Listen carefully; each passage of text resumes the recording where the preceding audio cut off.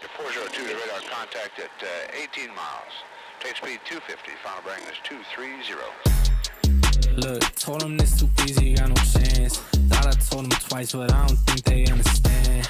I might go to France, cause they love me down in Cairns. I can't hear them what they saying, cause you way up in the stands.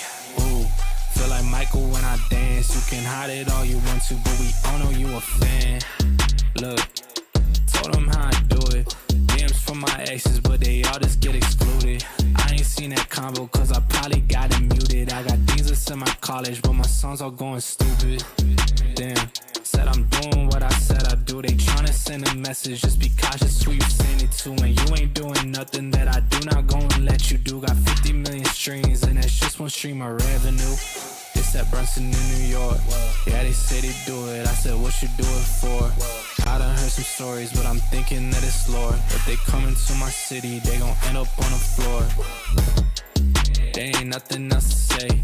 I don't like to do this, but y'all made me this way. Started on the ground, but I done made it out okay. Said I started in the basement, I got 2 cribs where I stay. And I'm thinking about the third, cause I'm running out of space. Way I'm shooting now, you would think this NBA. And I told them started talking like they signed an NDA. When I said to me the pre-checks, I ain't talking TSA, dog, I'm for real. If I said I'd do it, then I will. House up in the gates, now I got bills. I was eating free lunches from meals. Now these songs turning into meals.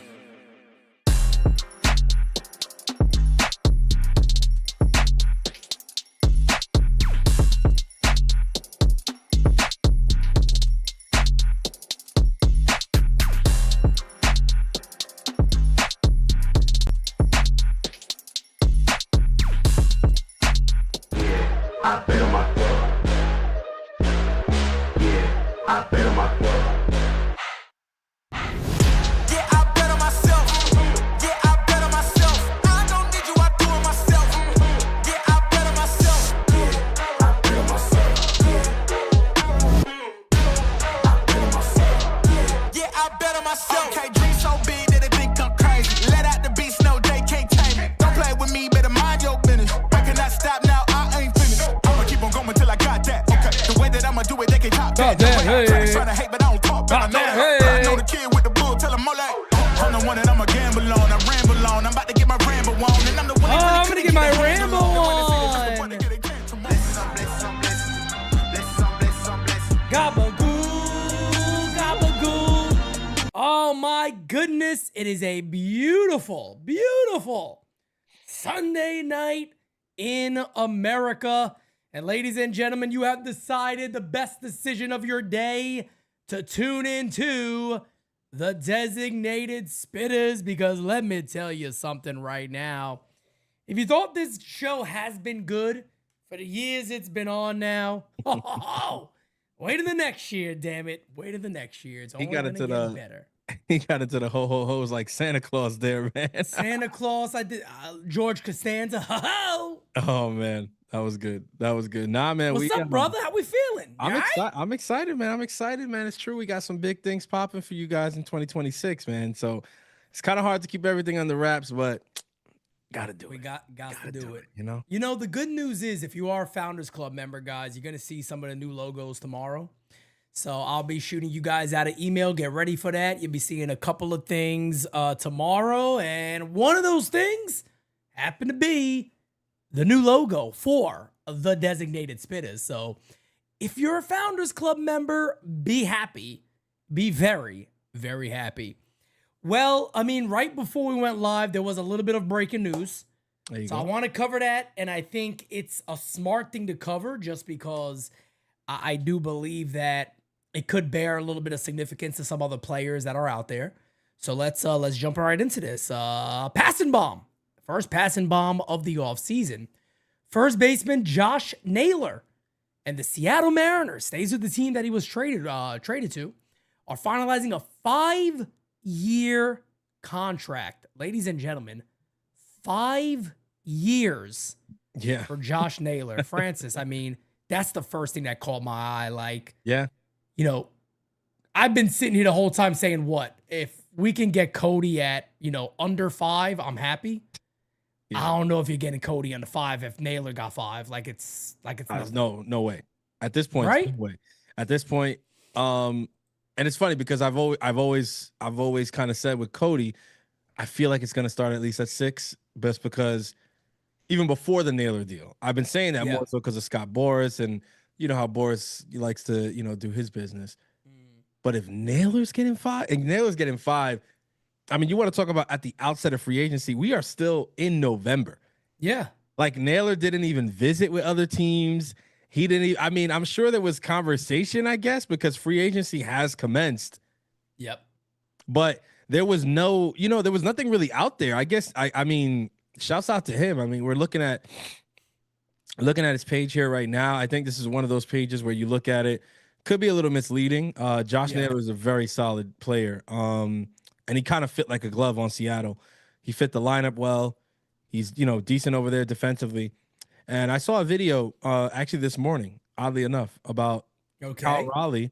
He was talking about, they were asking, well, who's your favorite guy in the clubhouse, or like who was like the, biggest, driving factor in the clubhouse and your guys' vibe. And he actually mentioned Josh Naylor. Wow. He was like, he's like, yeah, like he just brings the energy, man, inside and in the clubhouse, on the field. Like he's such a big part to what we were able to do. And he's a great person on and off the field. And so I was like, oh, interesting. And then now for this announcement to come later in that same day, I'm like, okay, well, I guess it's one of those things, right, bro? When you know. Yeah, definitely.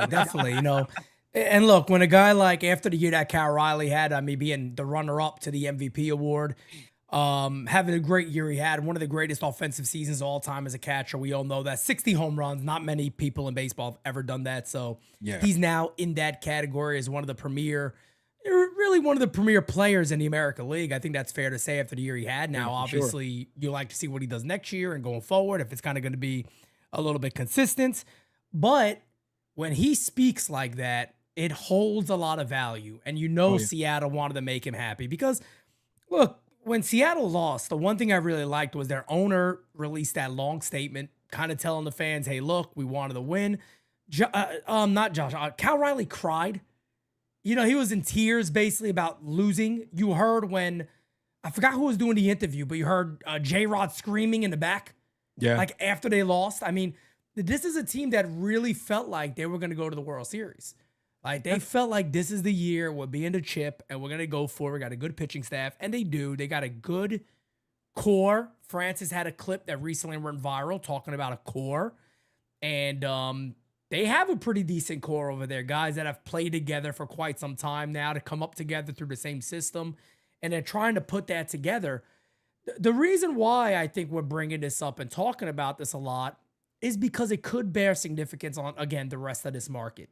It will. Now, it definitely will. Yeah. Naylor is 28 years old, so there's a little advantage there to a guy like Cody Bellinger. The difference is Cody Bellinger has an MVP award. Cody Bellinger has now 3 years in a row that are better than the guy that, had the super high strikeout rate, like 217 for the Dodgers. He changed his career around back for the better. Yeah. He's coming off a great year for the Yankees, and he's going to want to get paid. This is why I continue to say, when it comes to the Yankees, I just feel like this offseason has to be about creativity. It's got to be about being smart, but it's really got to be about locking in the best on free agency that you can lock in. And this sounds crazy to me. When I hear this deal, I just simply say, man, Bo's still my guy. Because if I'm going to go to 7 years for anybody, Bo Bichette's the guy. And he's gonna get more than 7. he probably I would assume he gets 8. Mm-hmm. If somebody were to tell me today, I would say probably 8 years is what he gets. But it's something we also talked about before. Are the Yankees going to focus more on starting pitching and maybe look to bring one of these outfielders back and go what they want? Or are they going to go out there and maybe make a splash on free agency for an offensive player, maybe 2 outfielders? Mm-hmm. I would, honestly, this sounds kind of crazy, but then again, no, it's not. I would hate if the Yankees brought back, like they just said, we bring Bellinger and Grisham. I mean, when Cashman spoke the other day, he kind of alluded to that.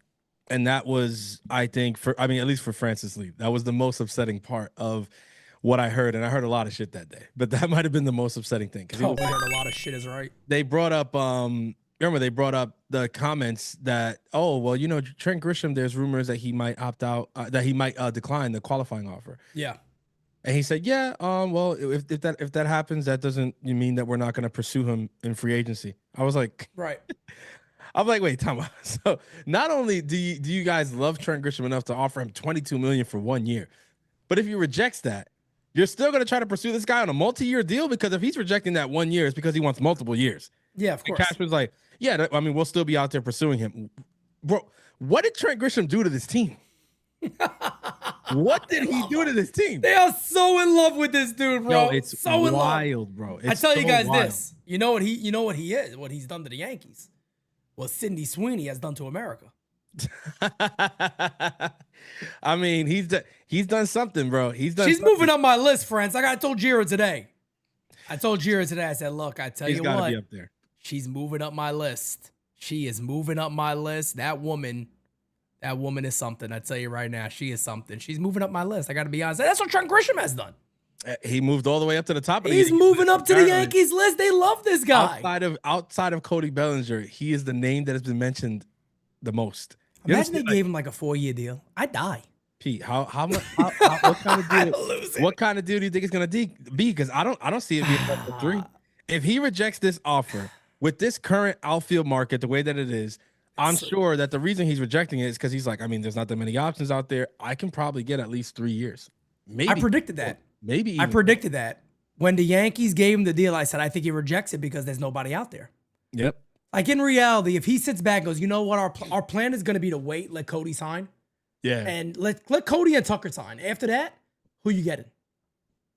Because are you picking me or Harrison Bader? Exactly. I would say that's the question. When it becomes, okay, the big dogs are off the board, that's only 2 teams.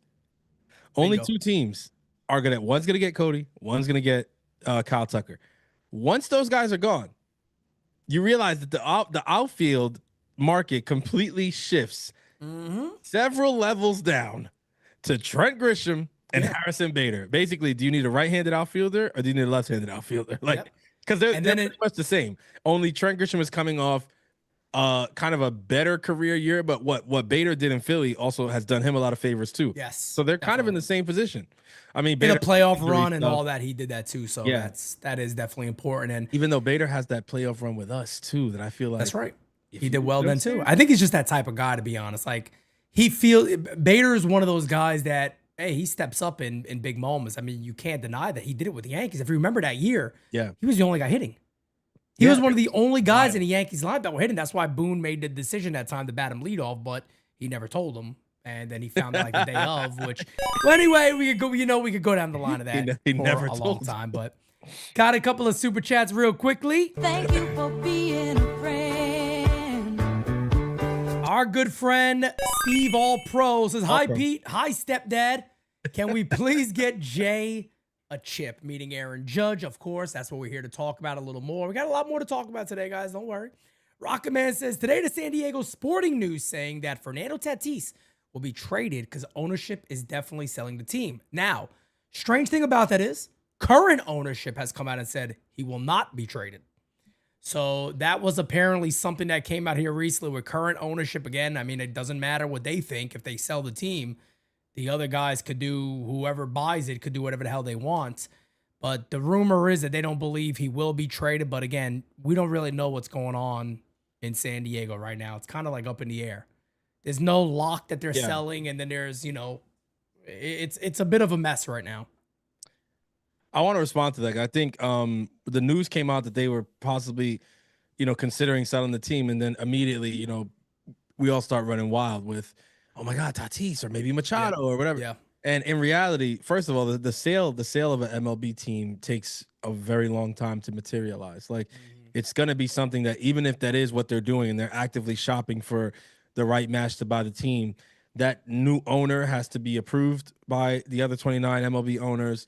There's tons of processes that have to happen. We just saw it with Steve Cohen. Like it takes a while. Yeah. Now, when they have an agreement, right, in principle, to be like the new owner and the previous owners, the team itself goes into this like maintenance mode Mm. where they don't do much Yeah. because you really can't. Like the previous owners can't start selling off stuff or signing a bunch of people, whatever, because it's like you're not really able to transact on a team that's not going to be yours. Like you could end up screwing up the sale that's currently in progress. The new owner also can't say, "Hey, I want to sign this guy. I want to trade this guy," because they are not technically the owner of the team yet. So there's this like wait and see maintenance mode that the Yeah. team gets put in until the sale goes final. And then when the new owners come in, if they're going to be an aggressive owner, then you'll see them start wheeling and dealing, much like Steve Cohen did. I say all that to say the name Fernando Tatis is probably the biggest name that has weight on the next owner. Definitely. I agree. So at this stage in the game, really, there's nothing you could do with him. Like, even if you had the greatest trader in the world, if you have even a remote idea to sell the team, you can't take that deal. Yeah, definitely. No doubt about it. It's going to be wild. D says, I love me some Sidney Sweeney, Pete. I don't know many men who do not love themselves some Sidney Sweeney, to be quite honest with you. But going on to the next topic of conversation, a former friend of the New York Yankees. There's a lot of rumors already about the Yankees reuniting potentially with Michael King. And I really want to have a conversation about this because Michael King's a guy who came up through the system. Yankees, threw him in the bullpen. He looked unbelievable. Then the Yankees said, we want to make him a starter. And to be fair, he looked really good as a starter. Gets traded, was really the biggest piece. He was the we're going to have a deal, not have a deal player. They didn't want Clark Schmidt. They didn't want nobody else. The Padres at the time said straight up, it's Michael King, or we don't have this deal. If you guys remember, Hal Steinbrenner actually picked up the phone and said, do it, get him, that's it. Whatever it takes, get him. And they got Soto here. We know what happened there. And now Michael King is a free agent coming off of an injury-plagued season. Only threw, let me see what it is here, 73 innings, 76 Ks. A year prior to that, Michael King was phenomenal. Well, he was a Cy Young candidate. 173 innings, 201 Ks, a 2.95 ERA. Now, I don't know if we'll disagree with this, Francis. I got no idea. Chat, you guys let me know. By the way, chat, Q&A coming up really for you guys. I want you guys to ask us whatever the hell you want. We'll have a little bit of fun today. I'm going to just say this right now. If you're looking to improve and go get a starting pitcher, I understand that Michael King, and I get that, and the Yankees maybe feel very comfortable because he's kind of done it here. And don't get me wrong, this is a very good pitcher. It's not like Michael King. I'd be mad if they got him and bang my desk. If I'm going to sit out there and say we're going to make an investment in the starting pitcher, Imai's the guy. Imai's the guy. I'm going for the higher caliber pitcher. I'm going for the higher end guy. Am I sitting here saying that Imai could have the 2024 Michael King year constantly? Maybe not. But I'm taking more of the risk on a younger guy who has dominated in Japan. And the one consistent trend that we've seen here is that Japanese pitchers that dominate at an elite level, that throw high velo in Japan, transition very well to America. When I'm not talking about the Fujinamis, who was like, yeah, he had a lot of his troubles in Japan. Yeah, he throws 101, but he had a shit ton of troubles. And then he came here and just couldn't make it. Imai is a guy that pitched in the WBC, has had very, very good numbers throughout his career. Great stuff. That's the guy that I'm going to go ahead and say I'm going to make a strong commitment to. Because on top of that, whatever you pay him, it ain't going to matter because Japan's going to make up for it. Exactly. I mean, when I look at this Michael King stuff, obviously, like I know this is, these people, kind of grasping at straws, trying to make stories right now because there's not really any information. You just had the GM meetings, and those meetings are always super uneventful. So it's like they send a bunch of reporters there essentially just to get press time with general managers from around the league. And that's pretty much it. Like nothing consequential really ever comes out of those meetings. So much so that Brian Cashman didn't even go. He wasn't even there. That's right. And he literally even said in the presser that he's like, there's nothing that comes out of these things. Exactly. So there's like that. This is what that was. And now You have the Michael King story. I saw a story this morning about Gary Sanchez. I mean, that's the stage in the offseason that we're at, right? Where people are kind of going off of what, if you're a Yankees content creator, at least, right? Yeah. If those who are at least worth their weight in this market, in this business, as Yankees content creators, know that Joel Sherman is the guy that you can kind of listen to kind of dog whisper what his dog whistle to what the Yankees are looking to do, right? And if you believe what Joel Sherman's saying, that they are interested in adding a pitcher, but not at the top of the market, not one of the high end guys, but somebody who can be like a 4 to a 5, and then ultimately at some point transition into the bullpen when their guys get healthy and everything like that. Like, if you heard that and listened to that, then of course you're gonna go and run with a story about Michael King. Like, it makes all the sense in the world. It's like, oh, okay. Or Francis, or this guy. Did you just? Or Lucas Giolito, Oh, my because God. that's somebody they've kind of been connected to already. So Well, there's that. I think Heyman is the one who threw. Heyman out, connected right? the Yanks to him. Yes. Yeah. Is Giolito a Boris client? I don't know who he is, but I wouldn't want to represent him. To be quite honest.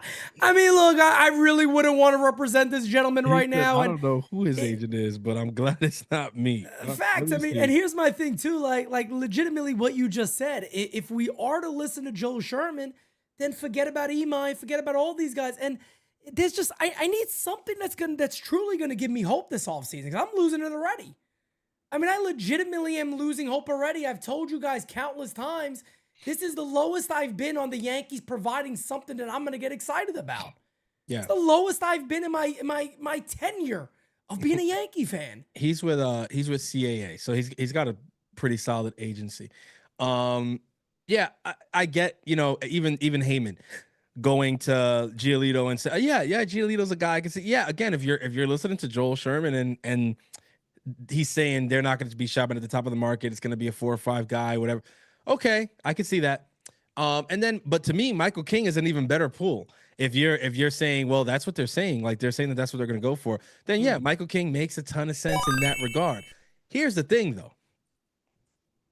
They shouldn't be shopping for a 4 or 5. Right. They should 1000% not be shopping for a 4 or 5. And if there is any indication as to why they shouldn't be shopping for a 4 or 5, look no further than the last 3 seasons where you thought you had a great rotation and what happened throughout the season. Facts. 100% correct. It's real simple for the Yankees to kind of understand, okay, what should we do when we think that, maybe July this season, August, we could really have a ton of pitching on hand. You know what you should do? You should not believe that. You should go out and get somebody really freaking good, because chances are the names that you have right now, they ain't going to be there. It's just how it goes, okay? You don't know what version of Garrett Cole you're getting back. All of a sudden, Rodon needed to get some stuff cleaned up on him, so now we don't know what version of him we're getting. Max Fried is coming off pitching the most innings in his career, right? He did not get injured, which is one of his things. He always gets injured. He actually had an injury-free year. So if you were a betting person, what would you bet on for 2026? I'm just saying, I'm not wishing it, but let's be real here. Let's be honest. Like, Louis Hill, not the best year. He came off injury. He seems to be working hard, but we'll see what he is next season. Should be good. Not betting for something bad with him. Clark Schmidt, who the hell knows what he's gonna look like? Real. You don't know. You have no idea. You're What right. do you- like, if, 100% you, right. if somebody said you had a gun to your head, Pete Simonetti, you better tell me right now what Clark Schmidt's gonna be in 2026. I think you're dying. Like, what do you? I don't know what to say. Just don't pull the trigger before I answer, because you're gonna have to give me some time here, unfortunately, because I don't know. That's all I'm saying. So when I go through all that, and then you say, well, no, Francis, but Cam Schlittler. I love Cam Schlittler. We are huge Cam Schlittler fans here at Underground. We're not going to go out on that ledge right now after half a season and a good playoff run and say, you can't. no, he's going to be the ace of this team or whatever. That's way too much to put on that kid. And if he does regress early on in the season, we got to be ready for that. Correct. I say all of that to say shopping for a 4 or 5 is insane when everything 100%. I just said is true. That's it. Yep. Facts. I mean, when you really think about it, like you just said too, I mean, Louis Hill. Who's Louis Hill? We don't know. We don't know any of this. He doesn't know. No doubt about it. And doesn't look, know. again. I mean, it almost. God, I feel like it almost hurts even saying it. But again, if they're not shopping at the top of the market for starting pitching, you just what's the point of even getting somebody? What is the point of even really like legitimately getting somebody? And like Francis said, you're right.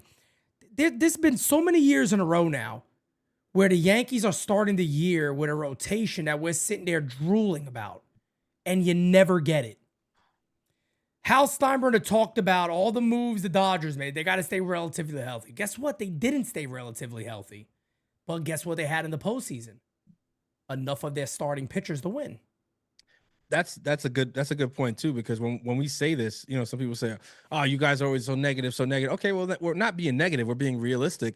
And to our point of realism, look at the Dodgers. You think the Dodgers came into 2025 thinking that they were going to have troubles down that stretch with a rotation? When you paid Tyler Glasnow, when you paid Blake Snell, when you paid Shohei Ohtani, when you paid Yamamoto, when you signed Roki Sasaki, when you still got Clayton Kershaw, when you still got what's the dude Bobby, what's his name? Oh man, Sheehan. Yeah, dude, how many starting pitchers did they have? And Sheehan moved to the bullpen. He was a starter. I mean, they had a lot of those guys that did that. Bobby Miller, like bro. Bobby Miller, when you look at all the starting that they had, you say, they had Dustin May? Yeah, Dustin May. Do you think that team was saying, "Nah, we're gonna have rotation problems. We better." No, they never thought it. They were saying, no look idea. at all these names. Look at how good of a rotation that we built, how strong it is, how much depth it has. I mean, all those names we just named. That's way more depth than the Yankees have right now. No doubt about it. And the Yankees got pretty decent depth when it comes to pitchers coming up. Exactly. But you're 100%. And look, the Dodgers won the World bullpen. Series. They won the World Series the previous in 2024. Yes. They still went out there and said the first move we're making is Blake Snell. Exactly. I mean, dude, what argument can anybody put up when that's what they did? Literally their first move. It's exactly what they did. And they didn't get him on a bargain. It wasn't like, he took less money to go there. No, he didn't. They paid him. No, not at all. David Mize says Imai is the guy, but if it doesn't work, I'll be fine with King. Next would be too bad as a B option. Yeah, man. I don't know what he means by that. King next would be too bad as a B option. Maybe he means after King, all the other Bs are bad options, is what I'm guessing he's saying there. Rod Thompson says, Pete and Senor Francis Lee. What realistic moves could the Yankees make that would satisfy you both, not including Bichette? Please answer during your next segment. Love y'all. Is this Q&A? Like I told you guys, man, send in your questions. We'll get to as many of these as we can because there's not a ton of topics today. If I can't mention Bichette because he would be my 1A, I've kind of been saying this for a long time now. Imai would be the guy for me because I think the Yankees could then work out deals for other players via trade. It opens up their starting pitching a little bit, especially some of the prospect pitchers they have, LaGrange and ERC and guys like that. Not saying just go trade those guys, but it gives you the opportunity to do that if you want.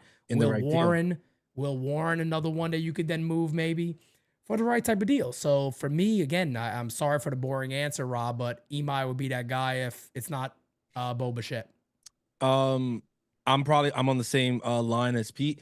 I say that a guy to me that's a realistic move that would still make me very happy is Okamoto, another guy that we've spoken about a lot here on the U. I think his versatility, his ability to play first base and third base at very high levels is something that really fits the mold that the Yankees say that they're interested. At least they say that that's what they want on paper, defense and stuff like that. When you look at, the way that Boone spoke after the season, where he said, well, look at the Dodgers, look at Toronto. They have a lot of guys that you can just plug and play in different positions and they're versatile and that, whatever. Well, Okamoto is that. He fits that to a T. He fits that to a T. Like there might not be another hitter available. I'm going to go out on a limb and say that there might not be another hitter available for sure in free agency that could give you that could tell you, I'm giving you this high level at this position and that position, and then also back it up with the hitting. The only other name that comes to mind is actually Cody Bellinger. Like that's he is. You're right. Now, you got the outfield, you got first base. Yep. And the last thing with Okamoto is just his hitter profile also really fits what the Yankees are lacking.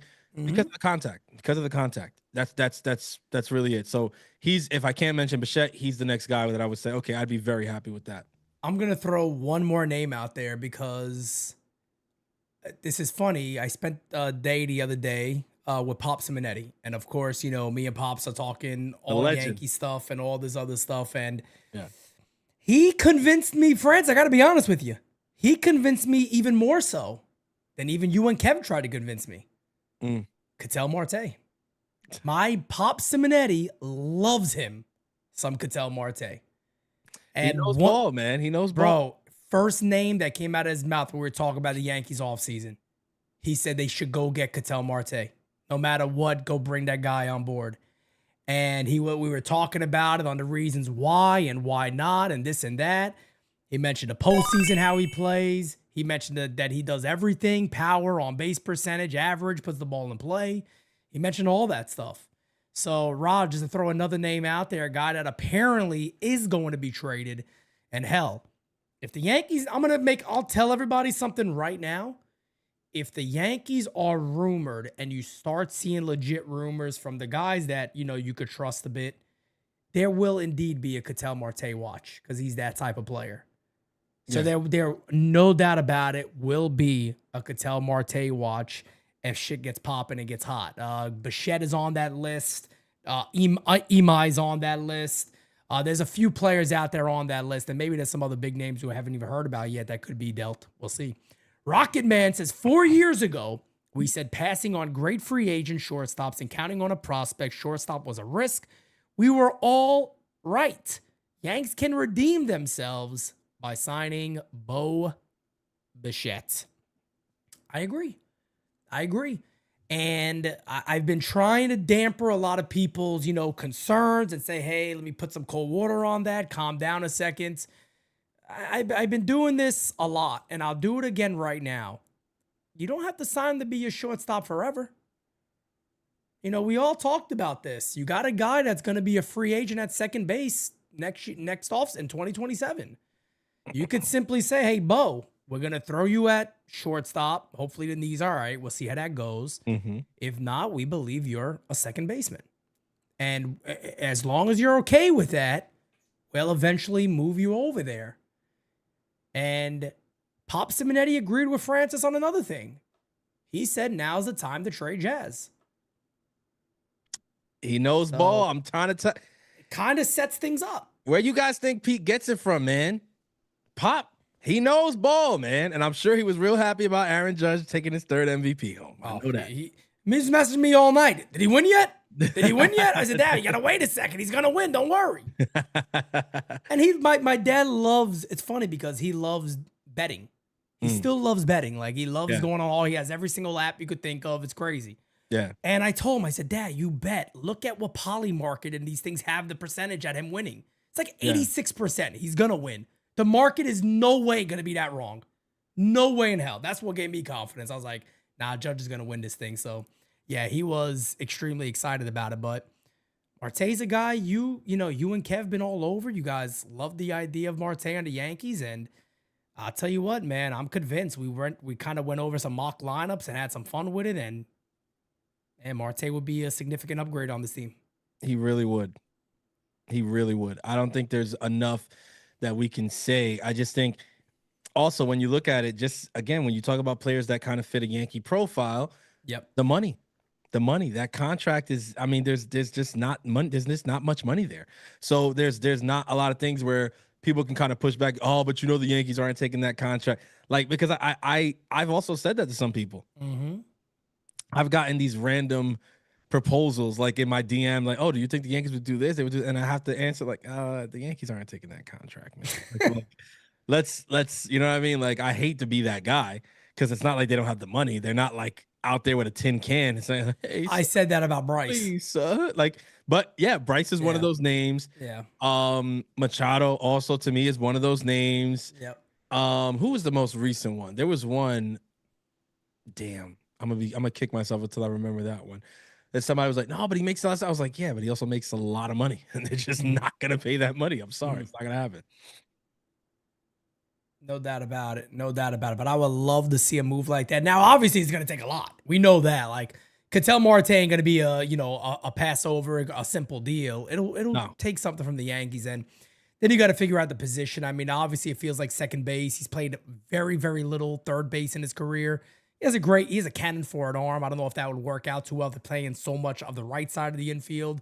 You don't really know. He did play a ton of shortstop in his career, so who knows? But if the rumor is he's going to be traded, I mean, that seems like a fairly popular rumor right now, getting backed by a lot of people.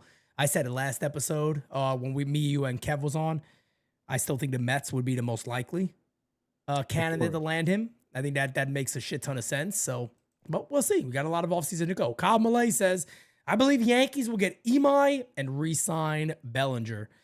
I don't know how I would feel about that, to be honest. I'd be happy about Imai. The deal today really scares me when it comes to Bellinger. The Josh Naylor deal. I don't think there's been anything released yet on the money that he got. I would love to know what the contract actually was. I don't think that's come out at all. I mean, I'm sure to buy him out of, you didn't just buy him out of arbitration or anything like that. You bought him out of free agency, already in free agency. Like, no tour, no meeting with other teams, nothing. I mean, you think he got 20 million plus? You talking about AAV? Yeah, for sure. Really? For sure. I don't know why I mean, you're right, because he did accept this very quick. Like, extremely fast. 5 years. Honestly speaking, it's funny that's the exact number you go to. If I had to guess, I see it as 5 years, 100 million.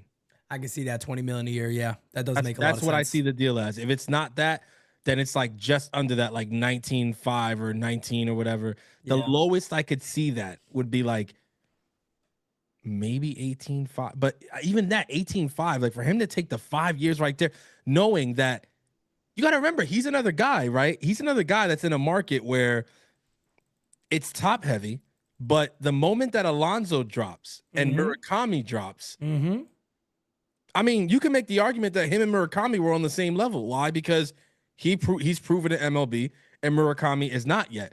Murakami does have that tantalizing pop and all that. That's true.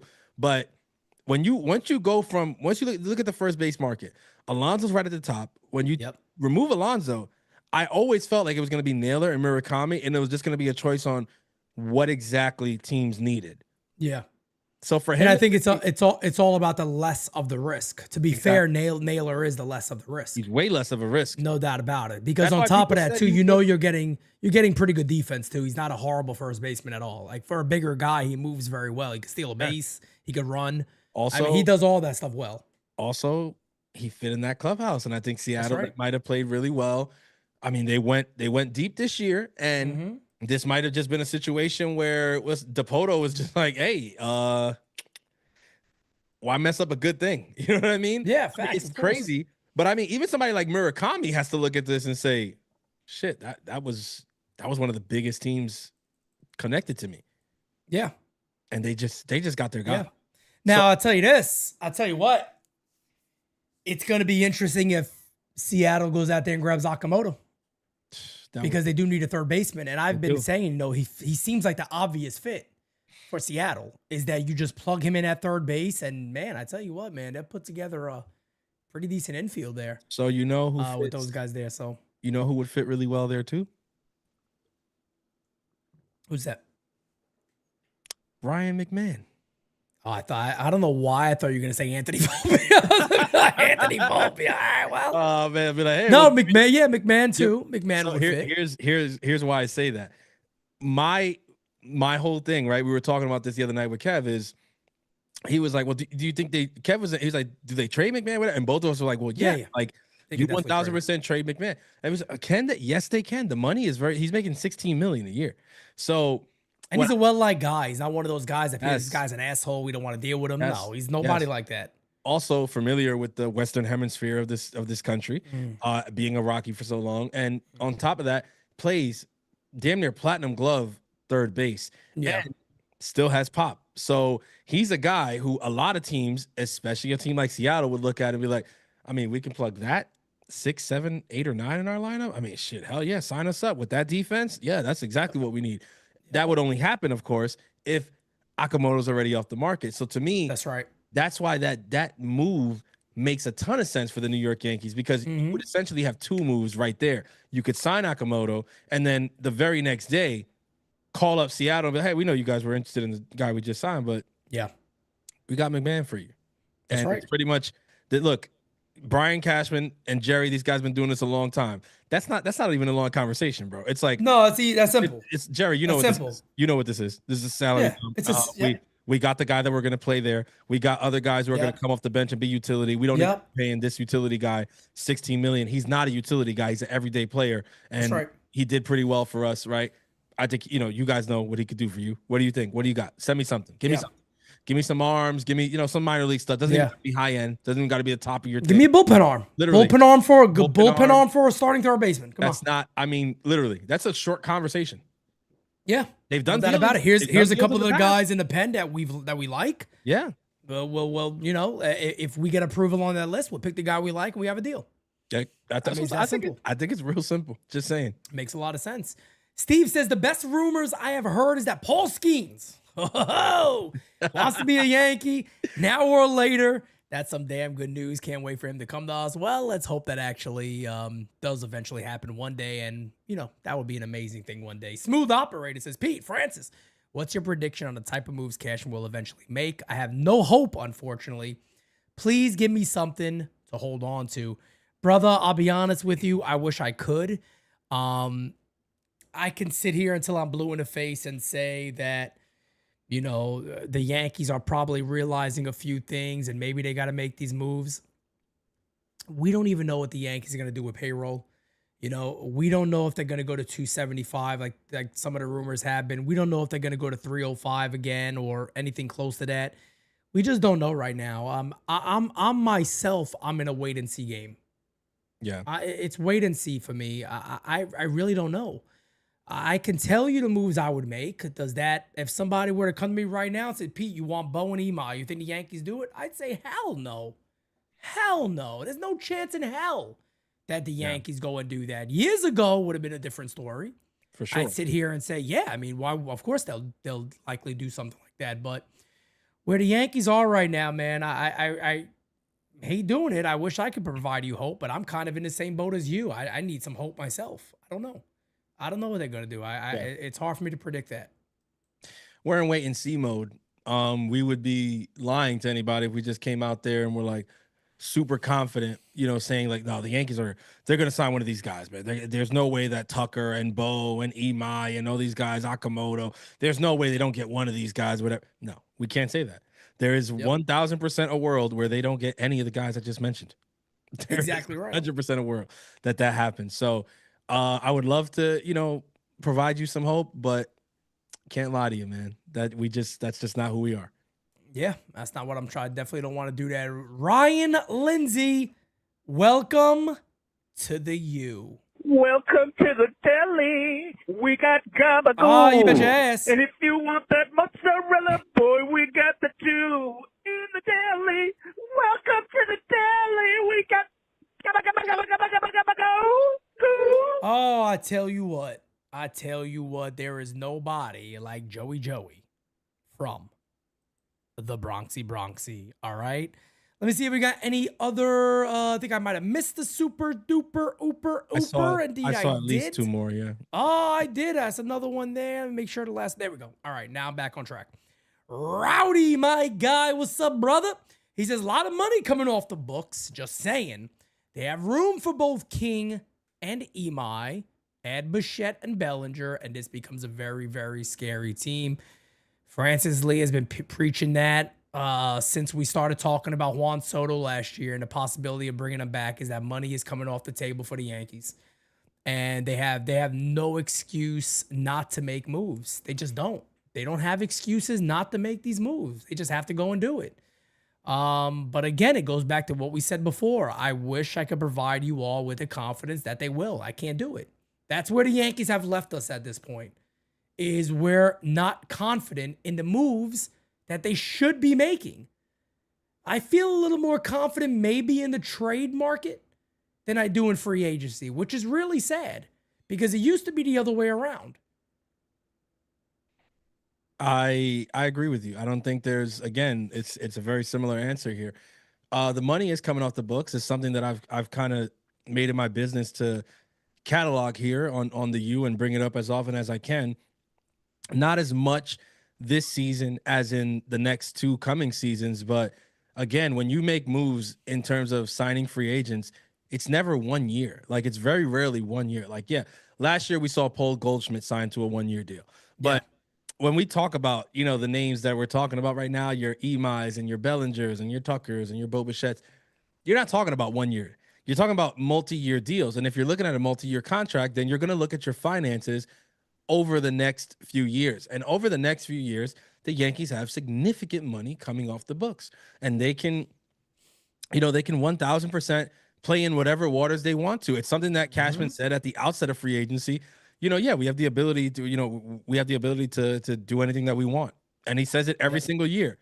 The problem is that they say that every single year, and then we see them shopping for B's and C's and ignoring the A's. You know what I mean? Yeah. Like they say that every year. Like they're like that friend that you guys are all going to the club and everybody's like, yeah, man, I'm gonna get me a bad one. We all like, yeah, buddy, all right, cool, yeah, we about to do it.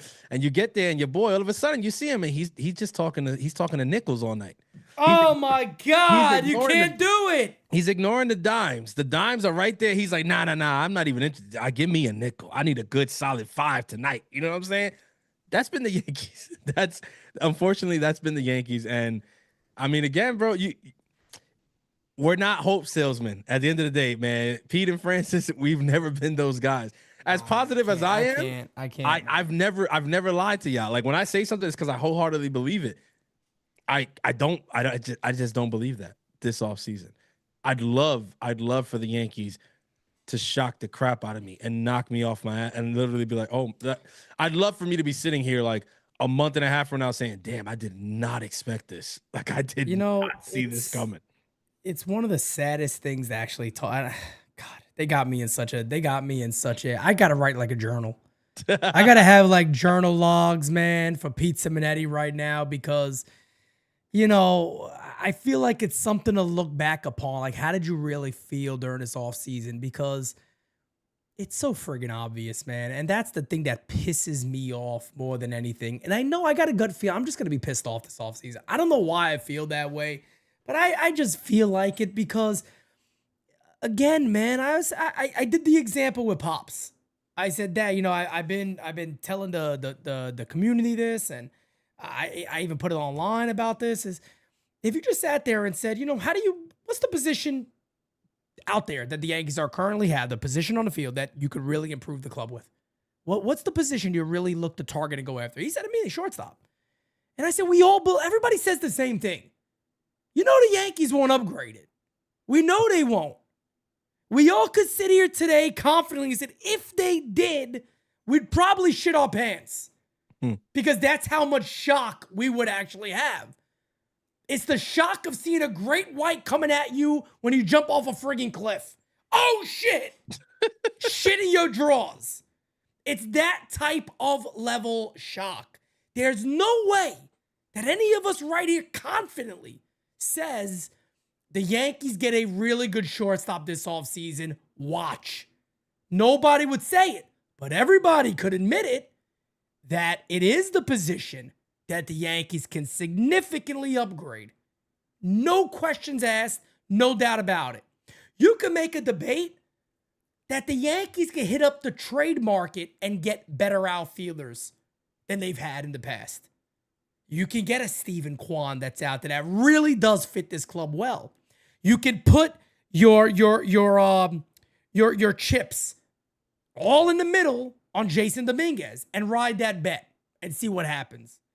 The Yankees can do all those things, but the main position that we all know offensively would really help this team is shortstop, and we know they just won't make that change. David adds in, here's a question to make you think.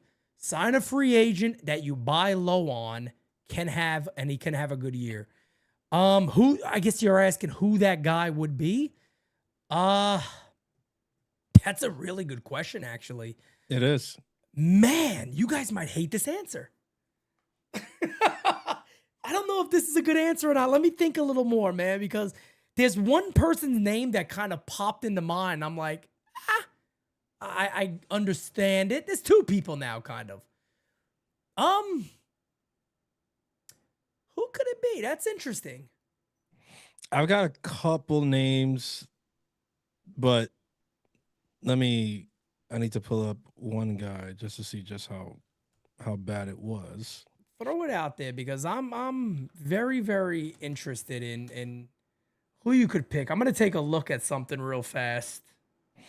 So the first guy is a reliever. Okay. Jose Leclerc. Like him before Texas. Jose Leclerc is a guy that was instrumental to Texas's World Series a couple years ago. We covered that World Series. I got to get a good look at him, over that series with the game seasons. And, Bochy couldn't have been better with the way that he used him and the way that he pulled the eject cord when he had to. It was masterful. Now he's coming off. I mean, what I'm seeing here on Baseball Reference is that he pitched to a 6 ERA in 2026. Now, what I'm looking for here is also the innings pitched, only 9 innings pitched. He barely pitched, which means that there was injury and stuff like that or whatever. So yeah, he's a name that I would say he's definitely a buy low guy. He only made $10 million in 2025. Yeah. So he's probably going to get that or less in 2026. That's just the lay of the land. Unfortunately, he didn't pitch enough, and what he did pitch was not good, and it didn't give you hope for much going into it. But he's a guy who I could see bouncing back in the right situation. And if he came here, he wouldn't be a closer. He wouldn't even be the setup to the closer. He'd probably be 6th inning guy, every now and then a 7th inning maybe. But Definitely, yeah. so he's one of those guys. The other guy I thought about was Zach Gallen. Zach Gallen is a pitcher whose market plummeted. We saw it plummet Big time this year. And he's a right-handed pitcher. He's a guy that when he was going his best, he was one of the best pitchers in baseball. Yep.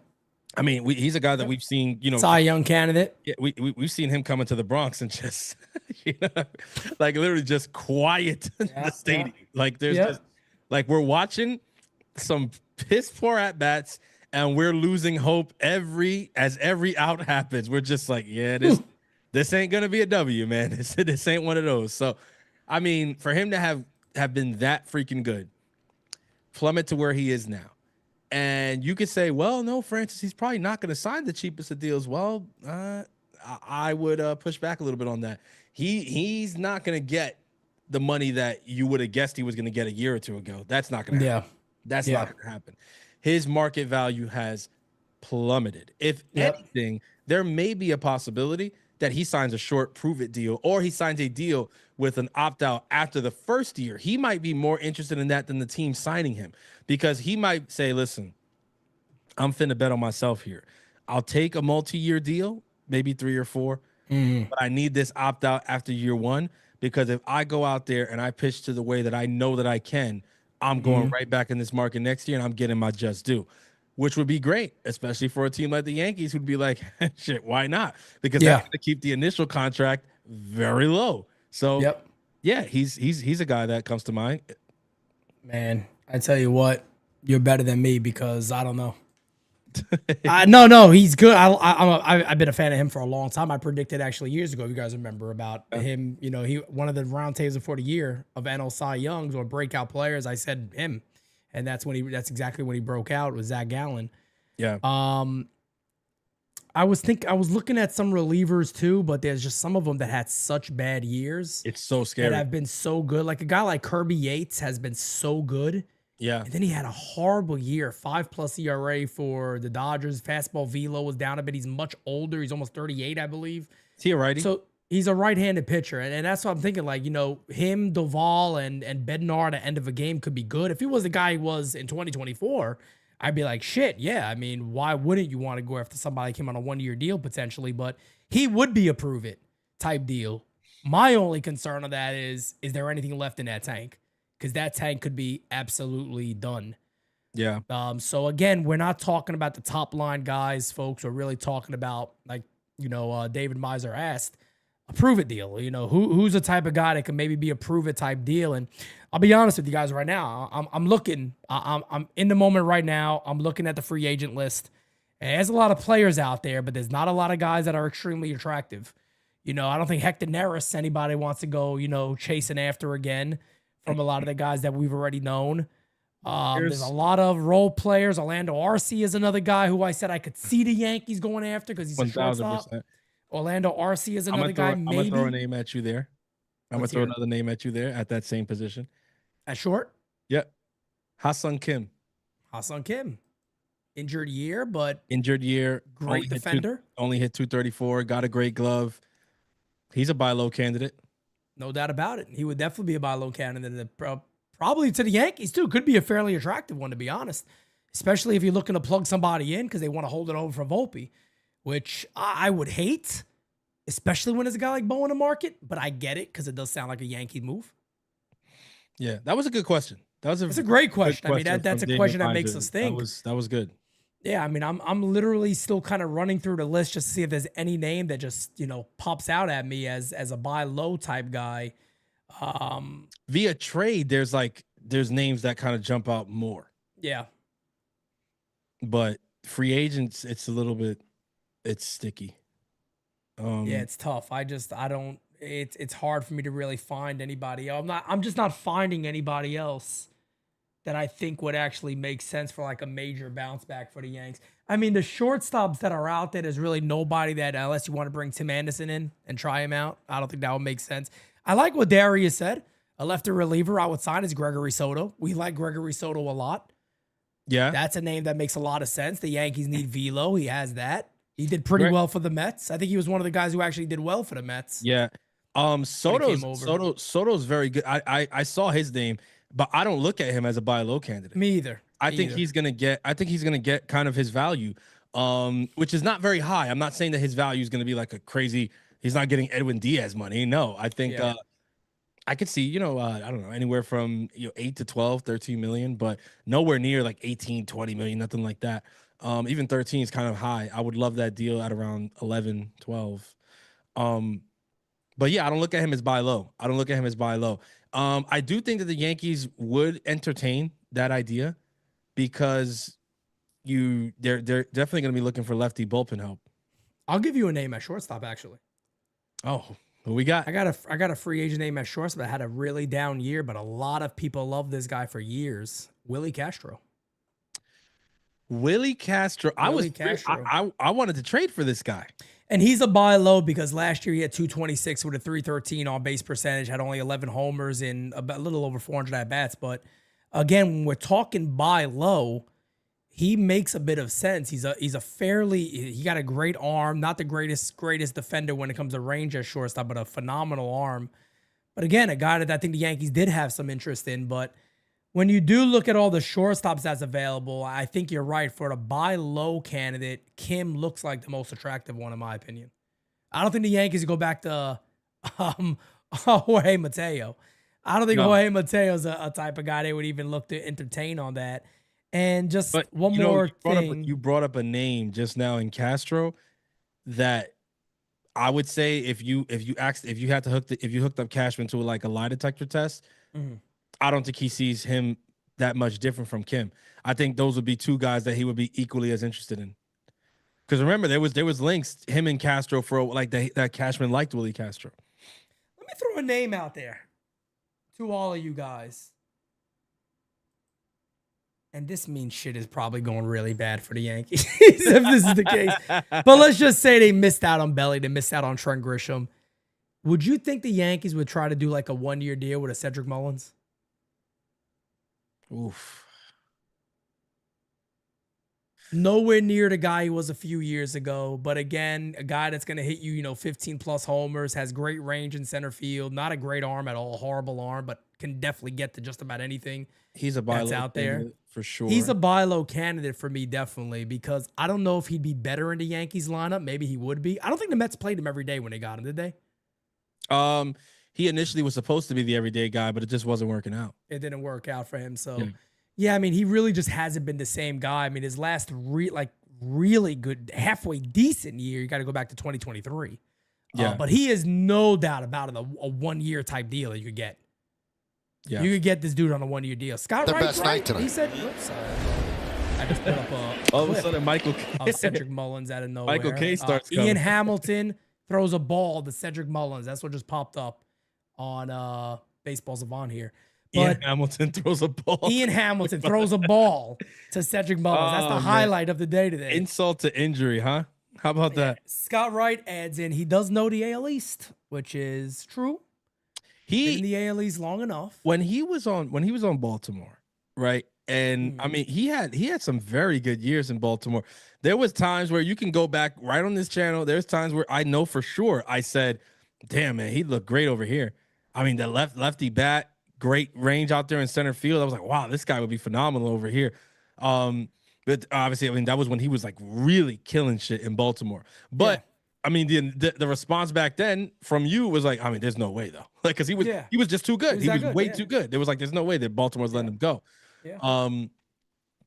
Kind of fell off the face of the earth there. So now it's one of those things.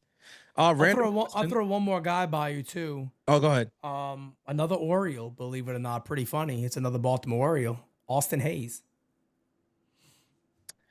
He's another interesting one. I think. Is Austin Hayes right-handed? He's a right-handed hitter, yeah. Yeah. Because that's what popped out to me first. It's not going to be. There's people who probably argue me down for this and be like, "What are you talking about?" But I think the Yankees would be more interested in Austin Hayes than they would Cedric. Probably. Probably. Like all that stuff, the range and the glove included. I think the right-handedness of Austin Hayes would be the priority there. The Yankees, believe it or not, as crazy as this sounds, I mean, I'm laughing just thinking that we have to freaking say it. Because a couple years ago, all we said was, I mean, we got to get left-handers. We got to get left-handed bats. Yeah. I mean, you play in Yankee Stadium. Like, this is malpractice. How do you not have lefties? And now I'm like, bro, they have too many lefties. Like, I mean, Christian put in a mock offseason in our group chat. Yeah. I want to say yesterday.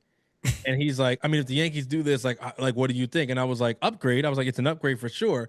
But then my next response was, I mean, way too left-handed though. Like the team. I remember that. Yeah. Left-handed. Like, I mean, the more like initially I looked at it and I just looked at the names and I was like, well, looking at these names, I was like, no, it's pretty freaking good. But then I'm like, whoa, I was trying to do the lineup. And I was like, no, everybody's a left. This just doesn't work. We have way too. I mean, we have left-handed second baseman, left-handed catcher, left-handed first baseman. They want to sign a left-handed center fielder. They want to sign a left-handed fourth outfielder. Got a left-handed third baseman. And Jason Dominguez is better left-handed. I mean, my brother. It's a lot. It's a lot. Like, where are the righties? I mean, outside of after Judge, it's Volpe. Like, And that's again, it's crazy because it continues to like go back to that same conversation as Steve Paney says, can we play smash up as? Yeah, if you guys, we'll get to that towards the end if you guys want later, to throw a few names out there. But it goes back to, again, a guy like a Bo Bichette. Why he would be significant to the lineup. Because, again, you would be adding somebody that at least can hit and put barrel to the ball. You know that. He's just that type of player. And it does make the Yankees lineup more balanced. Because I feel like on the left side, like, okay, if you sign Bellinger, right? Even if they trade Jazz Chisholm, if your two best lefty hitters are Bellinger and Ben Rice, I mean, sign me up.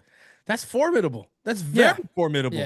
That's really tough. I mean, Ben Rice, we've seen the Fangraphs, we've seen the Baseball Savant. He's a serial killer, okay? And he's a young serial killer. He's just starting in his career. He's only got a couple kills. He's going for blood. Okay? He's going for a lot. He's going for slasher movie icon is what he's going for, right? So you're talking about this guy he means business.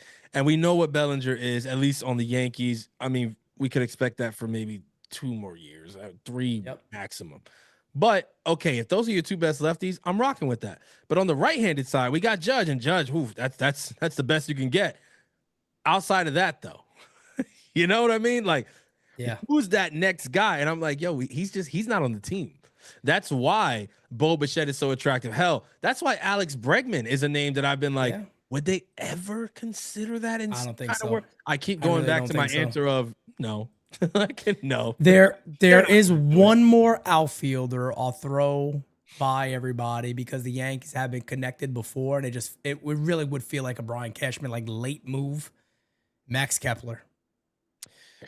Max Kepler man, is a Yankee move, man. Do you remember? Do you remember? Oh yes, trust. I remember how Max great Max Kepler? Kepler was. That he was Max better than Kepler. Judge. He was better than Judge. Oh, Minnesota. Max. You know who Max Kepler is. Oh, you got to get Max. Minnesota was sadly mistaken. Sadly mistaken. They were wrong on that one, I'll tell you that much. But Max Kepler, I'll be honest, man, 18 bombs last year, 216 average, homers and strikeouts. It's kind of like right there for the New York Yankees. Fairly good defender. Kind of up the alley for the New York Yankees, to be honest. So you're not wrong. Also, just in the way that you like outlined the deal, like that would be like February 2nd. Yeah, it'll be one of those things where it's like, all right, we missed out on everybody. Brian Cash will be sitting there saying that we believe Spencer Jones could be one of our outfielders, and Dominguez, they're going to battle it out for both spots, and we'll figure out who's there. We'll bring in some nobodies out there also. And then out of nowhere, well, Max Kepler's all left fielder. So, I mean. And Dominguez is just wasted away on the bench. And Dominguez is toast. They never traded him or whatever. I mean, oh man, we right up the Yankees alley. That is just. David says, would you take Adley Rutschman or some of their other guys when they have 2 years left on their young players? Would you consider thinking about it? Gunnar Henderson in a heartbeat. Yeah, I mean, shit. But if they're not trading him here. Yeah, they'll never trade him to the Yankees. No, that would be stupid good. I take Adley too. I know Adley had a down year. I take a risk on Adley. You nuts? Is it a risk? I'd have to. Everything. I mean, I don't know. I'm just saying. I mean, no. The way he's been talked about this year is like he's a bum. Well, you know how people do. You know how people do. You can be great 4 seasons. You have one bad year and that's it. You're cooked. They don't care that your age still starts with a 2. They don't care that, what you were doing at your height was ridiculous. They don't care about any of that. Yeah. Here's my thing. I can't say everything that I said in defense of Austin Wells on Friday and then sit here and trash Adley Rutschman. I just can't. I agree. Because I was just about to say, though, like, if a lot of people out there in the chat, you guys want to beat up on Austin Wells year looked like an MVP year compared to Rutschman. It's a fact. That's how bad he was. That's probably why David's also bringing that name up as like, maybe they would. But if I'm Baltimore, he's the last guy. I'm not selling low on a guy like him. Can't sell low. There's no way. Crazy. Like, he's too good of a player. I mean, look, crazy. 2023 had a good year, a little more down in 2024. In 2025, there are rumors. I remember hearing it throughout the year. I don't know if Jai Shields in the chat, but he's like a Baltimore Orioles fan that I talk to often. Yeah. There was a lot of rumors that this guy was playing really injured, like really, really banged and beat up for quite a while. So, a lot of times you hear those rumors when a star player, a really good player, you start hearing that stuff and there's it been an injury or this and that. But shit, compared to Austin Wells had an MVP season compared to, what Adley did. Rocket Man says Luis Robert is definitely on the trade block.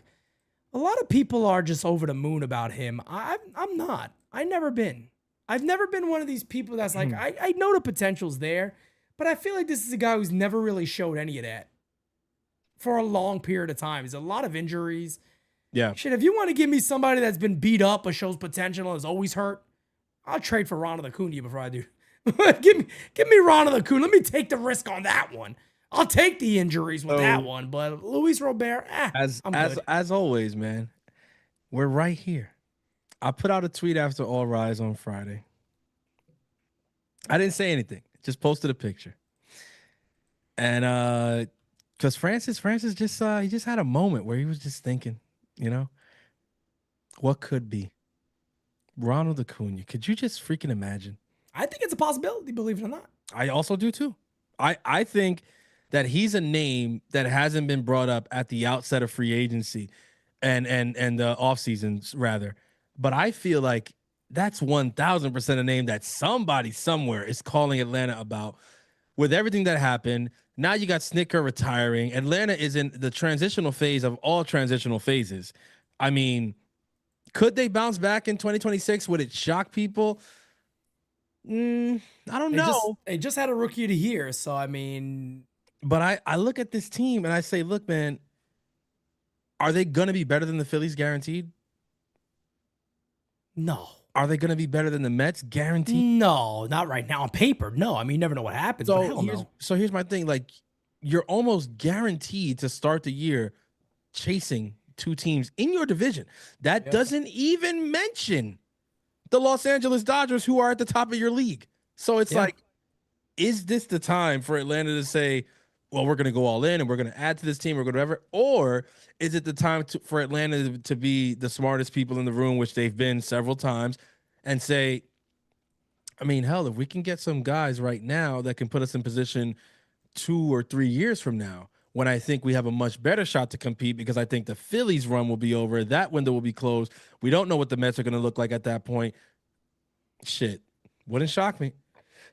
No doubt about it. And I wanted everybody to take a look at this too, because we've talked about this a while ago. I told everybody, I think I did give it away that day when I was telling everybody that there was a rumor that I've been hearing about from a few people, a bigger name that's out there. And I think I finally did say that it was Acuna was that name that was brought up. And if I didn't, that was the name that I was talking about. It was Ronald Acuna. I told Francis and a few others that earlier that day when we talked about it. But when you look at the numbers, I mean, 338 at-bats, 21 bombs, 290 average, 417 on-base percentage, 518 slug, an OPS of 935. I mean, that is just absolutely bananas. You pair that with a guy like Aaron. And that's something else, too, that we talked about, that A-Rod mentioned, and it's so true. Me and Pop Simonetti were talking about this also, is where's the consistency around Aaron Judge? It has been such a failure on part of the New York Yankees.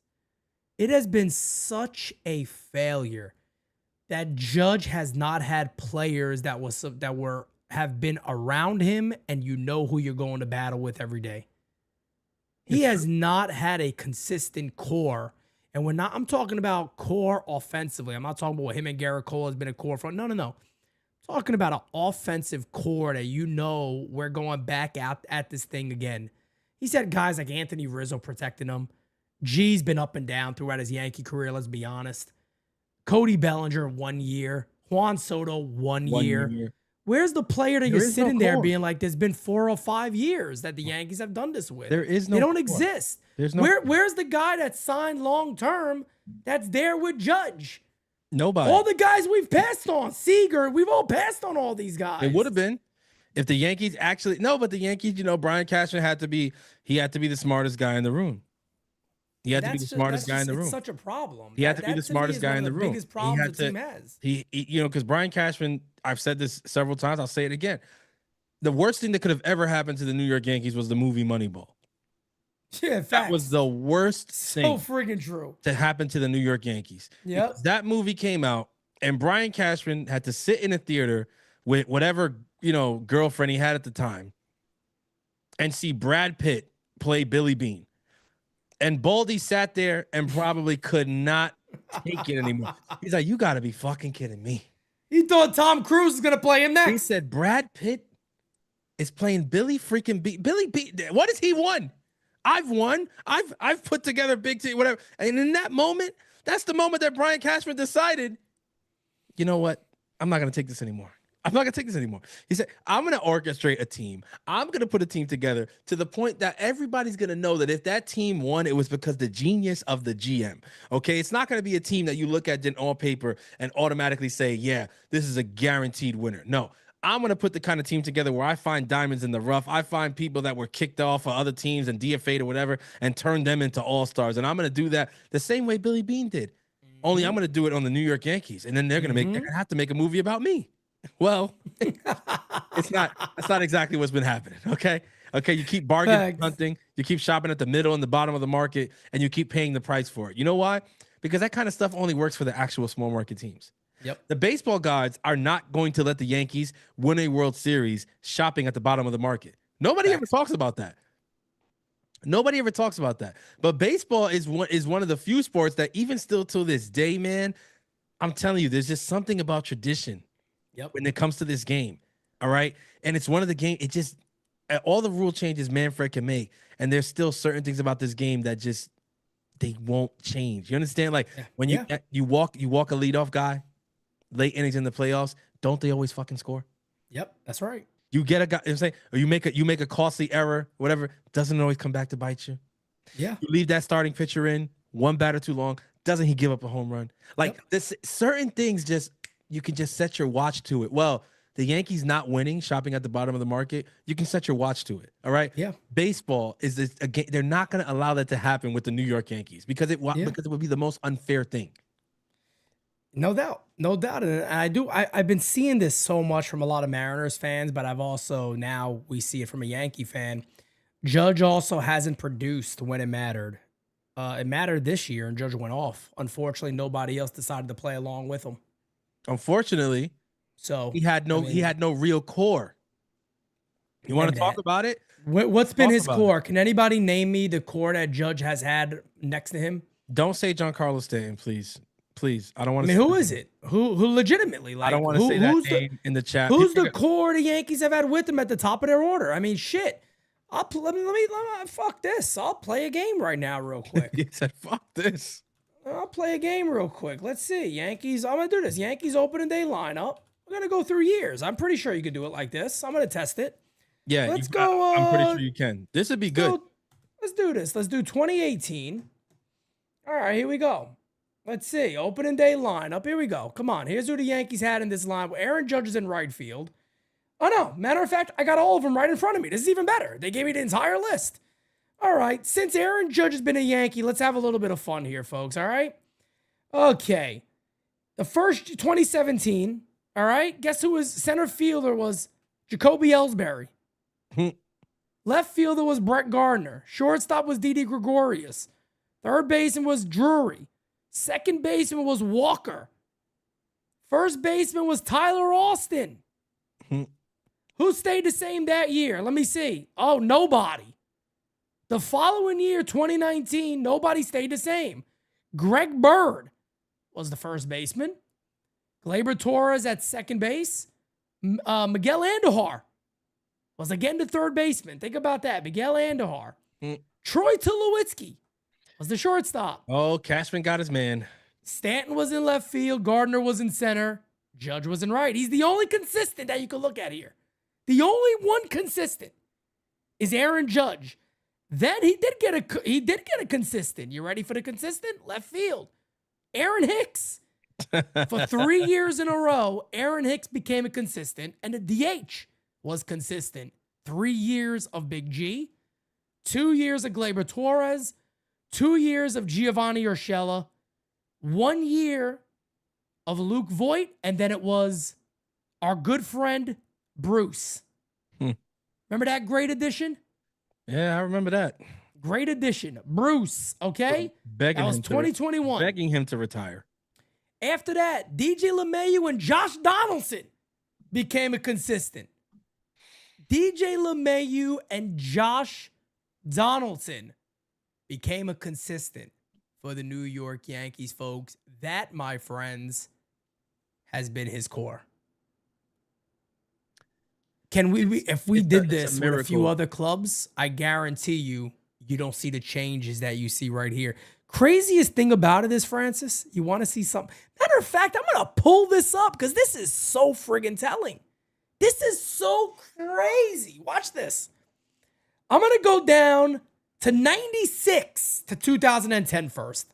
Look at the names. Here it is. Look at this. Look how consistent the names are. It doesn't look like a puzzle, does it? This does not look like a puzzle. You got a few different DHs, right? Yeah. But man, you see a lot of O'Neill. You see Sheffield consistently at the end of his career. See a lot of Bernie Williams. See a hell of a lot of Hideki Matsuis. You see all Derek Jeters. You see a lot of Brocious. You see a lot of A-Rods. You see a lot of Knobblocks and a lot of Robinson Canoes. You see a Martinez. You see a Giambi. You see a Tex. You ready to go up? Yeah, but also even when the names change, did the quality change? No. Martinez, Giambi, Tex. Think about that. Yep. You ready for this? We Watch the went from current. Gio to Volpe. Watch after 2010 when shit has gotten more and more messy for the Yankees. Watch this mess. Look at this. Look at this mess. And look at most recently. After Beltran and Mark Teixeira in 2017, the start of Judge for real. Look how changed it is every season. Literally. Judge. I'm going to scroll up. Let me has just to get to get to know. 2017 and leave it at the bottom. Look at this. There you go. Take a look at this. I mean, it's so wild that Aaron Judge, not arguably, he's arguably the best player in baseball, but there's no argument he's the best hitter in baseball. And he has to get to know people every spring. This guy never knows what's his club. And he sure as shit doesn't know who's going to be in the lineup with him come October. Yep. Because that's another exercise that we probably don't have the time to do tonight. But that's one thing. You want to get real crazy, look at the playoff lineups for those seasons every year and how different they were from the opening day lineups, because the opening day lineups didn't freaking work. So then in the playoffs, they had to remix and match everything and get people at the trade deadline and whatever. And then even those lineups year to year were very freaking different. Let me tell you something. That's one of my favorite things that we've done on here, because if that doesn't prove a point and drive it home, one of the main things that Alex Rodriguez was talking about when he talked about consistency on this team, and then, Brian, big shot, big ego Cashman came out and was like, they don't know what they're talking about. They haven't really been around the organization in a while. How do they know what's going on? Okay, because they're stupid, and anybody's stupid who looks at that, right? Because I just pulled it up in 2 minutes. So anybody can sit there and see you guys have not been consistent. You're always band-aiding. Your answer is band-aids. Brian Cashman's answer has become band-aids. Don't commit, just throw a Band-Aid on it. Don't go for the ultimate fix. Go for the Band-Aid fix. Let's hope that something happens. We'll sit there all day and have the expectation is we'll win, but we can't play to win because look what we're throwing out there on the field. There's no level of consistency here. So, great way, by the way, to stop the baseball conversation and go right into smash or pass. Yeah. So, whoever had the smash or pass, you guys were hyping it up big. I need to see some damn good names today, all right? So let's go ahead. Come on. Come on. Give it to me, baby. What's the smash or pass today? Come on out. Come on out, you freaks. Come on out, you bunch of up. There's William Henry. William Henry, immediate, ready. I'm waiting. Everybody wanted to talk about smash or pass. I better get some names. I don't have any. Oh, that's a good one. That's a good one. Gloria Estefan. Oh, he was ready. Gloria He was ready. Estefan, I tell you what. Pull her up. All right, let's pull up Gloria Estefan. All right, the rhythm is gonna get you. The rhythm is gonna get you. Oh, Mosh. I mean, look, old Gloria Estefan. I mean, Steals is a clown. That's yeah. I mean, older Gloria Estefan is automatic. That's automatic. Do we have a new version? Let me see. Oh yeah, we got a new version here. There's a little Gloria Estefan action. Would. I'll tell you what.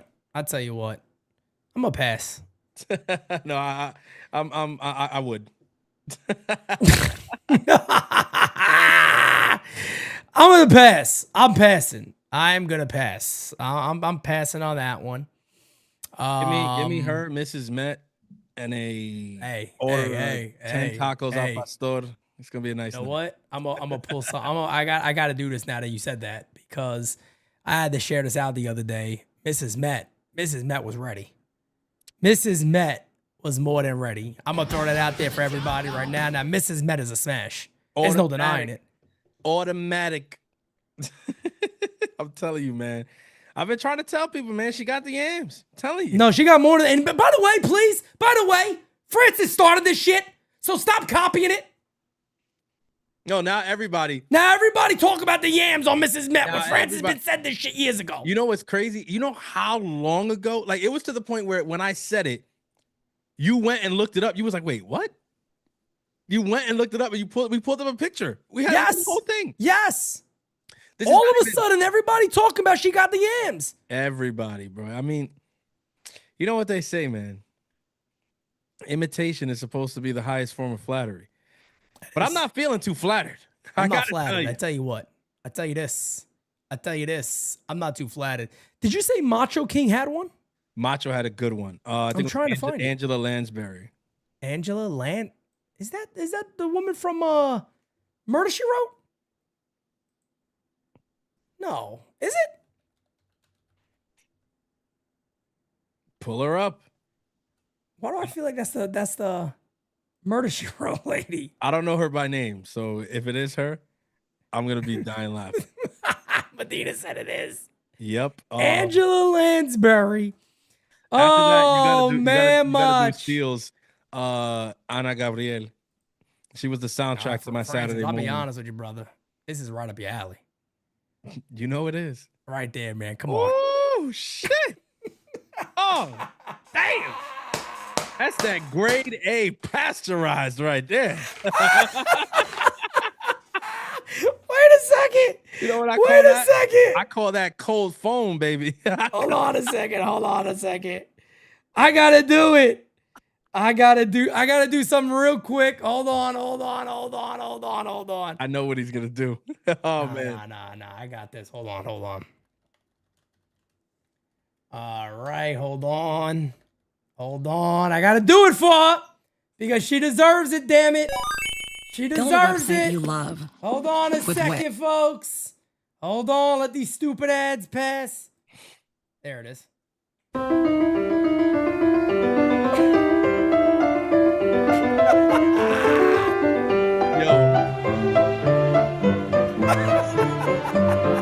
Can you just imagine Francis Lee tapping into that music?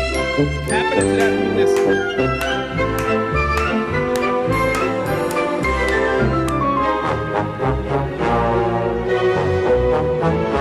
That's the shit. I tell you what, I'm gonna put that shit on my playlist. That shit's fire. Just That tapping part. tapping that to that music. Beautiful. Jira is like, what the hell are these two? Let me tell you something. Jira shouldn't talk. She's heard that song a couple of times in her life. Who we getting next? Ana Gabriel. We got to do that one. All right, let's take a look. I feel like this is gonna be a good one. Uh-oh. Nori's here. Don't say it, Nori. I think it's gonna be a good one. Here we go. Smash or pass? Smash or pass? That's a smash. I mean, today this one has been pretty good, actually. I got to take my hat off to the chat. It does seem like they were ready. I'm just passing on everybody today. I don't know why.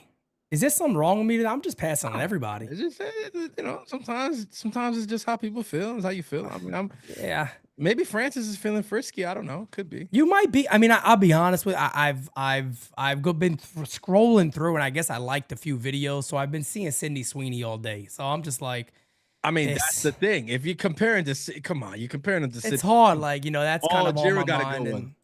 and that's Aaliyah. All right, yeah, that's it. Jira likes it. Aaliyah, I tell you that much. He All right, let's see. said Jira likes her Thalia. Real quick. David Myers says, "Would you take back Torres?" Man, we're in the middle of smash or pass here. You got to go back to. I want to hear about Gleyber Torres right now. I think or the thing is, rise I for think he's second asking base. Smash or pass. For a few years and trade Jazz now. No, I would not trade Jazz for Gleyber Torres or Luis Ariz.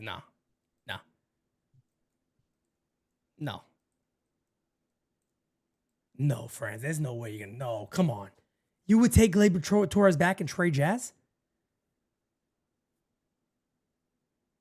Oh my God, he's really thinking about this. This is nuts.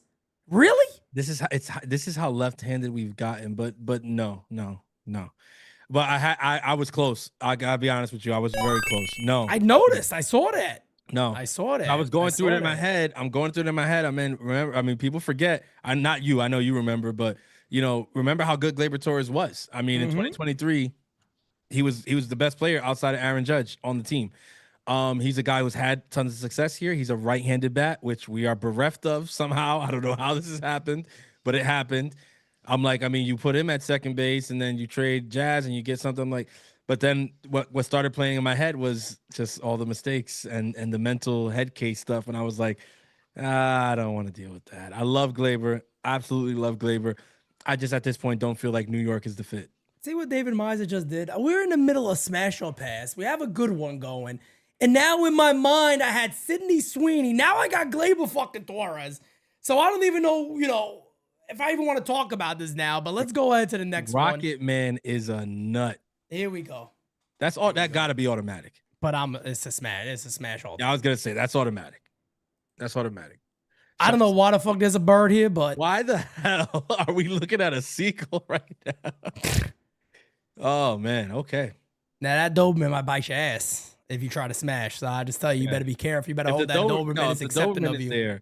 If the Doberman is there, I'm passing. I love how Uncle Dom. Oh, dogs love me. I'm smashing still. I love how I'm smashing in front of the Doberman, by the way. Wild. I love how Uncle Dom immediately knew this. I gotta give you this. What did Dom say? So Rocket Man comes in, he super chats his I got it on right now, yeah. For he's like, oh, the woman who played Ice Cube's mom on the movie Friday, huge melons. No less than 6 or 7 chats later, Uncle Dom knows the name. Jack A. Harry. He knows right away. Right away. He's like, don't worry, I got you. I got you, Rocket. I know exactly who you're talking about. From Friday is Mrs. Parker. Oh, no, Mrs. Parker is Miss Parker. Oh, man. Stop it.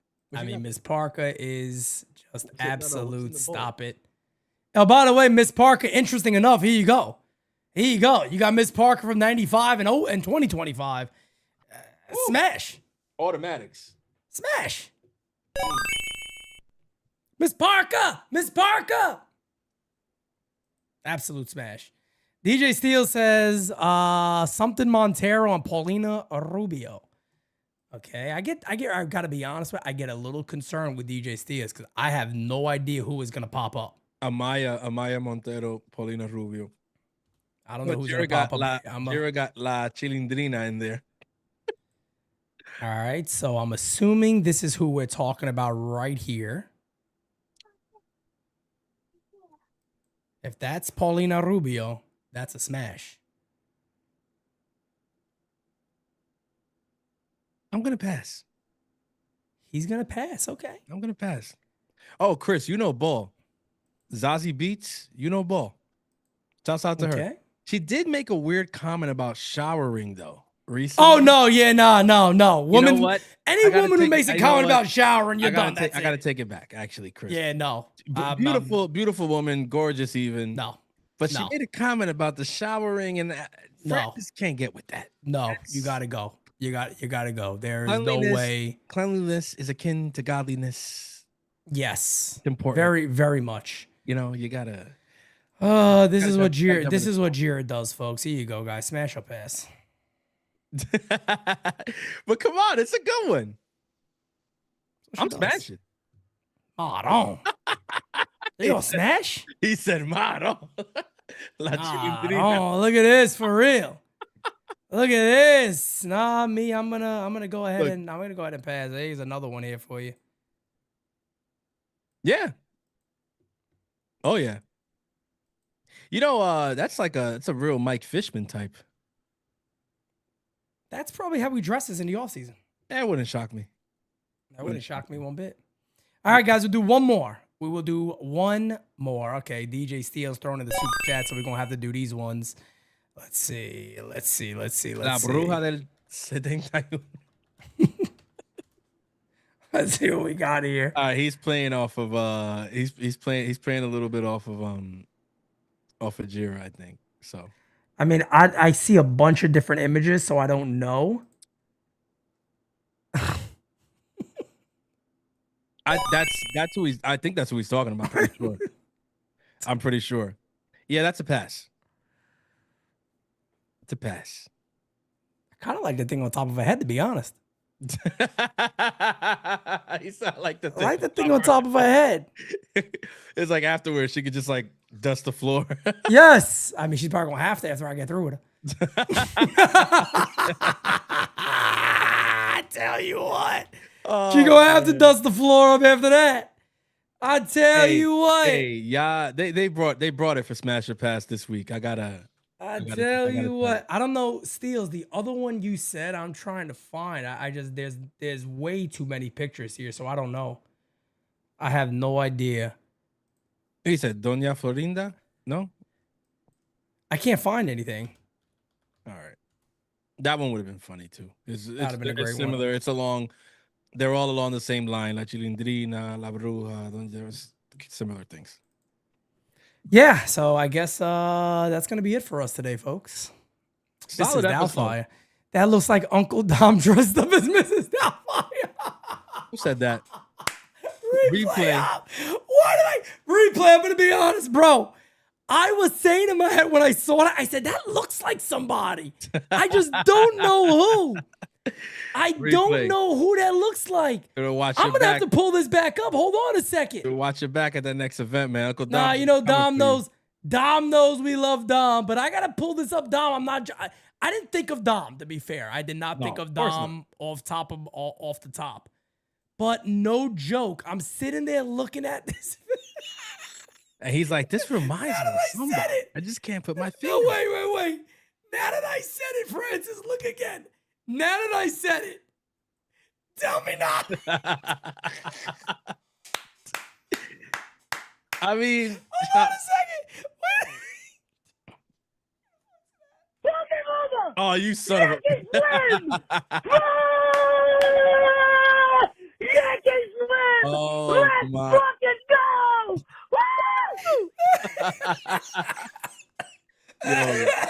Yo, oh man, y'all are hard. Oh man, replay, you're a nut, man. That shit is hilarious. Dom, we love you, brother. You know that. This ain't no.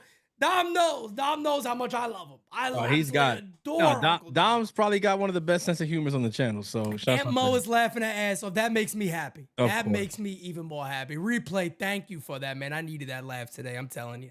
I needed that, was, laugh today. That was hilarious. That was really hilarious. good. That replay, that was funny. Oh man, I got tears coming out here. Oh no, don't tell me he did. Who did this? Okay, no, Frank made sure he took the screenshot there and put it in the Discord. Oh, Again, guys, you're not in the Discord server, man. Go and join that Discord. It's so much friggin' fun in there.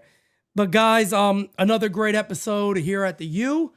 Yeah, I don't have anything else for you guys today, man. It's kind of been news has kind of been slow. Maybe with the first signing, we'll see some more things pop up, but been kind of a little slow at the gate. There was of course the Naylor signing today, so maybe more stuff will come eventually. But yeah, man, that's all I got. hey man, y'all already know. All right, the U doesn't take any breaks off season. Where? What is that? What is an off season? Right. Listen, man, we appreciate you guys. Appreciate you guys for tuning in. Make sure you hit that like button on the way out if you haven't already. Follow us on IG. That's the place to be. It's where you get all of our content. You get it there first, the pics, the videos, all the different kinds of posts. I mean, that's where you got to be. Like and subscribe. Tell a friend to tell a friend and tell their grandmother that NYY Underground is the place to be. And remember, always remember. Oh, I didn't say this before. I got to say this now. It's officially Christmas season. All right. Oh yes, It's the most wonderful time of year. Okay. So chingity ching, what I'm saying? It's Dominic the donkey. I didn't think Dominic the Donkey was coming out on November 16th. But you know what? Oh, I've been playing it already. You know what? It's time. It's time. All right. So get in the Christmas spirit. All right, guys. Get your trees up. Get the decorations up. I gotta do it. I ain't looking If for you guys, I gotta if you guys want to laugh, you gotta hear Jira sing Silver Bells by D. Martin. Funniest thing ever. Silver bells. Oh no, this is. Mi burrito sabanero voy camino de Belén. Okay, come on. Sabanero voy camino de Belén. Yo, son, that with a full cup of coquito spiked to the nines? Come on. Sign me up, baby. Y'all already know, son. Where y'all gonna get this? But NYY Underground, nowhere. Which is why I don't know, Robbie. I don't know why you went where you went, because they can't even sing that song over there. But I ain't gonna say too much. Not at all. I ain't gonna say too much. I'm just putting that out there. Hey, you know. The next episode will, in fact, be the best episode, man. And real quick, we did get one more super chat. David Miser says, Francis, you ever thought of coming on single for an update? I know Pete does, just asking. So what he's saying is he's seen so much of me, he's sick and tired of it. So he wants you to go live by yourself to give us an update, because everybody is so sick and tired of hearing me talk about it. They're like, let's just get somebody else on here, because Peter, I'm sick and tired of this shit. David, we are working our asses off, obviously, to be at a point where you're gonna be just as tired as me, brother. Yeah, 100%, 100%. Listen, but I'm telling you, listen, you guys are gonna know, and when this is literally all that we're doing, yes, you are gonna be tired, because there's gonna be Pete doing singles, I'm gonna do singles, we all gonna do stuff. Oh, Jira's already singing. Oh, I want to do an example. Can I do an example real quick? Yeah. So in the song, you guys know Dean Martin's voice, silver bells. And then the other people go, silver bells. So I'll be in a car, right? Here's the part. I go, the Dean Martin part. Silver bells. Jira goes, silver bells. That's how she sings it. She sings the other part. I got no Why idea. does she do it like? And then I'm the weird, like a Brooklyn auntie. oddball. That's what she does. Like, yo, bro, that's the Brooklyn auntie voice. The ones that can't sing, but they sing loud. Silver bell. Then I go, hear them ring, hear them ring. That's what she does. As loud as you can think. It's unbelievable. She's not even drunk when she does this. That's good. This is just who she is as a person. I try to tell people this is who she is as a human. She sounds just like Edith Bunker. Yes. Oh man. Just like Edith Bunker. Archie. 100%. Somebody said. So. Who's Fire Frank? I'm gonna be 10 coquitos deep singing to Angela Lansbury. I mean, you bet your ass. Murder She Wrote. Hey. Murder She Wrote. Let me tell you something. After Francis gets done with her, there's gonna be a Murder She Wrote episode after that. Exactly. The song gonna keep playing on a loop. Guys, all right, we out. We appreciate you guys. You're the best. Peace out. Can't